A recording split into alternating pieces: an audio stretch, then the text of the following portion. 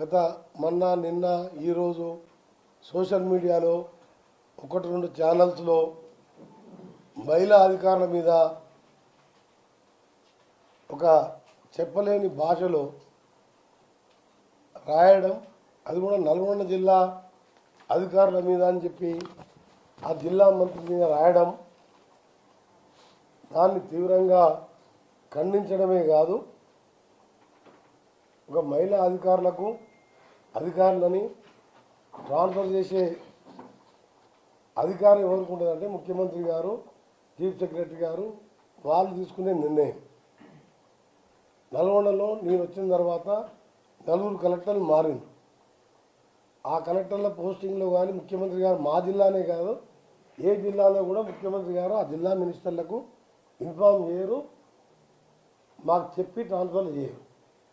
రెండవ విషయం, ఒక ఐఏఎస్ ఐపీఎస్ కావాలంటే ఒక తపస్సులాగా ఎంతో కష్టపడి మేధావి అయితే తప్ప ఐఏఎస్ ఐపీఎస్ ఉద్యోగాలు రావు.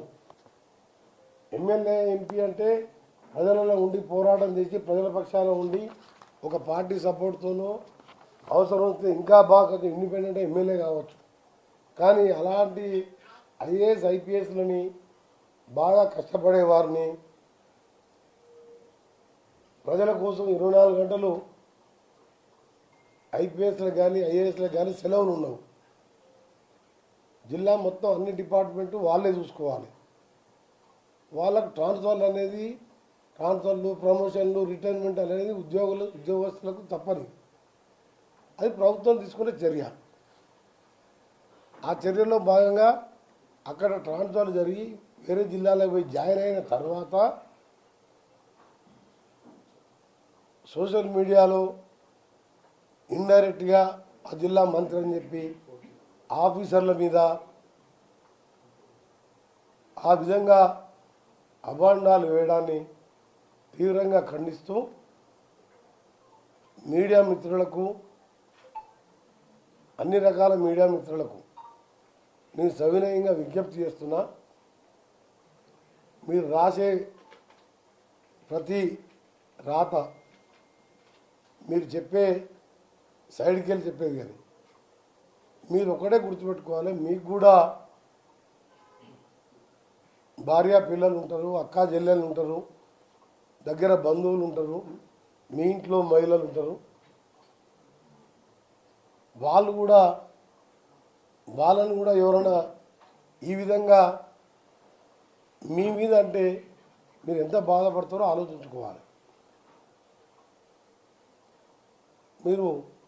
మీ సరే ఆ ఛానల్ ఎక్కువ రేటింగ్ పెరగాలనో, యూట్యూబ్ ఛానల్ అయితే లైక్స్ రావాలనో కాంపిటీషన్లో పడి ఆ మహిళా ఆఫీసర్లని మానసికంగా ఇబ్బంది పెట్టడం సరైన పద్ధతి కాదని చెప్పి, అది స్టేట్ మీడియా కానీ సోషల్ మీడియా కానీ మీరందరూ కూడా దానికి ఒకసారి మీరు గుండె మీద చేసుకొని ఆలోచించుకోవాలి. రేపు మీకు ఈ పరిస్థితి ఎదురైతే ఏ విధంగా ఉంటుంది? రాజకీయ నాయకులు అంటారా, ముఖ్యమంత్రి మీద కూడా వచ్చినాయి సోషల్ మీడియాలో, కొన్ని నా మీద వచ్చినాయి, నిన్న మొన్న ఇంకో మంత్రి మీద కూడా వచ్చినాయి. సరే, రాజకీయాలలో విమర్శలు ఉంటాయి, ప్రశంసలు ఉంటాయి, మేము తట్టుకుంటాం. కానీ మీరు 24 గంటలు ఐఏఎస్ ఎంపీ కంటే మీ చూడండి ఎన్ని ఏళ్ళ మీద చెప్పవచ్చు, వేల మీద ఉంటారు. 140 కోట్ల మంది ఎంతమంది ఐఏఎస్ ఐపీఎస్ ఆఫీసర్లు ఉంటారు. ఇప్పుడు వాళ్ళ ఫ్యామిలీ వాళ్ళు ఏ విధంగా ఆలోచించుకోవాలి, ఎట్లా బతకాలి మీరు అంటే సమాజంలో మీకు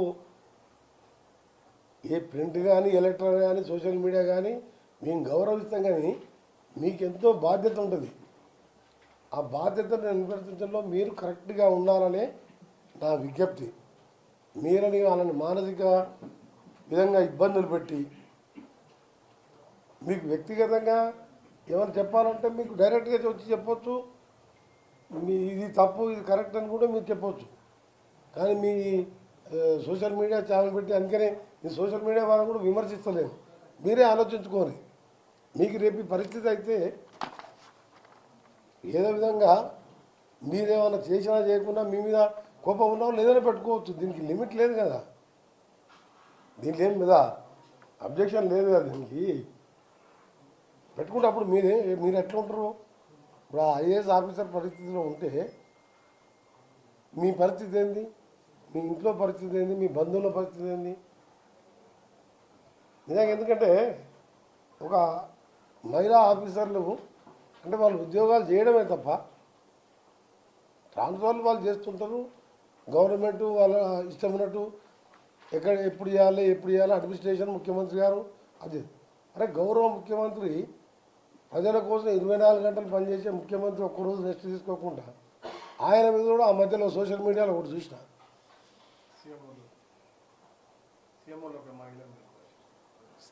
సీఎంఓ మహిళది ఒకటి, అంతకంటే ముందు ఇంకా ఘోరమైన వీడియో చూసినాం. సీఎం గారిది అసలు నమ్మడం కాదు, ఎవరు నమ్మరు. సీఎం గారు అదేసి ప్లస్ మళ్ళీ సీఎంఓలో మహిళ అని చెప్పి మనం ఓటేసి ఇవన్నీ అది సీఎంఓ గారిది. సీఎం గారి ఫస్ట్ వచ్చింది చూసినా కానీ సెకండ్ వచ్చింది చూడలే, ఎవరో చెప్పింది. రెండోది మన ఇన్ఛార్జ్ మినిస్టర్ మొదటిసారి ఎమ్మెల్యే అది అని చెప్పి నిలమానం అనలేదు. నేను చెప్పేది ఒకటే ఏంటంటే మా మీద వేసుకోండి, ఒకసారి మా మీద వేయండి, కొన్ని రోజులు బాధపడతాం.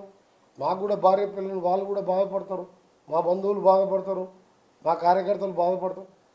కానీ ఆఫీసర్లు మహిళా ఐఏఎస్ ఆఫీసర్ని చూడకుండా అసలు ఎక్కడ పోతుంది అర్థమవుతలేదు నాకేది.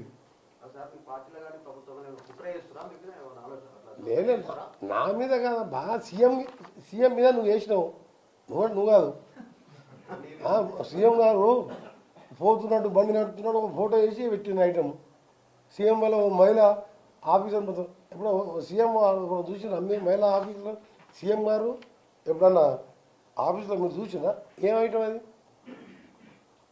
నేను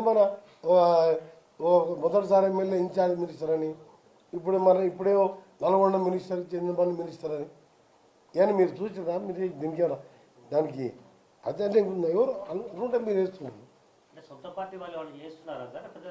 అది కాదు. దానికి పొద్దు ఉదయమే డీజీపీ గారితో క్లియర్ కట్గా మీరు పోలీస్ పరంగా రిపోర్ట్ చేయాలని గంట సేపు శివధర్ రెడ్డి గారితో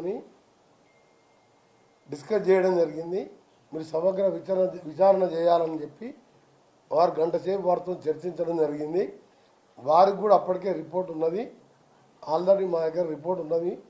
మళ్ళా కూడా డీటెయిల్ ఎంక్వైరీ చేసి కఠిన చర్యలు తీసుకుంటామని మా అసోసియేషన్ తరపుకెళ్ళి కూడా లెటర్ పంపించిందని చెప్పి మళ్ళీ ఇంతకుముందు కూడా మళ్ళా అడిషనల్ డీజీపీ విజయ్ కుమార్ గారు వాళ్ళు కూడా మాట్లాడిండ్రు. వాళ్ళ అసోసియేషన్ తరపుకెళ్ళి కూడా వచ్చింది, అది ఎంక్వైరీ చేసుకుంటారు. డీజీపీ గారు గడిచిన నాతో మాట్లాడాడు. ఆయనకి ఎట్లా అడిషనల్ డీజీపీ అంత నేను మినిస్టర్ అయినట్టుకు ఒక కలెక్టర్ ఉండే